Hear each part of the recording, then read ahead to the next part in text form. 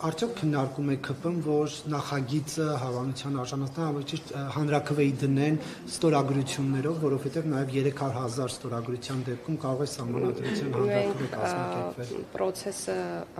սկսենք եւ ժամանակը ցույց կտա, թե ինչ ճանապարհով կգնանք։ Այսինքն մենք նախ եւ առաջ, ինչպես եւ նախկինում ես բազմաթիվ անգամներ նշել եմ, խնդիր չունենք պրոցեսը կուլիսների հետևում պահելու եւ չենք էլ կարող։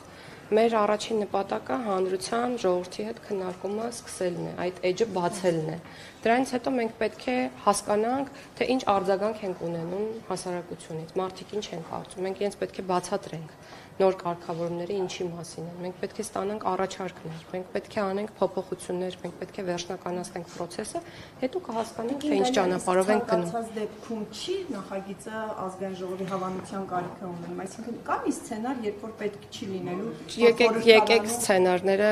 թողնենք ապագայի քննարկման։ Չէ, նկատում կարգավորումներ են հիմա որ կան։ Կա մի ընթացակարգ, որը թույլ է տալիս շրջանցել խորհրդարանում նախագիծը քվեարկության դնելու ընթացակարգը։ Իրականում 2/3 պահանջը այս պահին սահմանված է սահմանադրությամբ, բայց հանրաքվեի իրավունքն էլ անմիջական իրավունք է, որը ժողովուրդը ունի։ Սա ուղղակի ասեմ, ու փակենք այսօրվա քննարկումը, մյուս հարցերը թողնելով ապագային։ Հանրաքվեի դեպքում էլ 2/3-ը պետք չի լինի։ Ես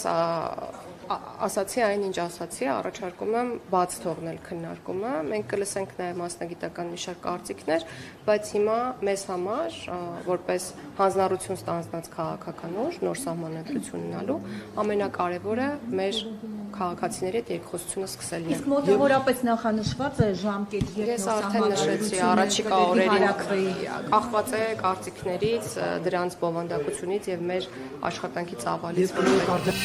Բաժանորդագրվեք Արմաթ մեդիայի ալիքներին սոցցանցերում, հետևեք մեզ նաև Armat Media AM կայքում։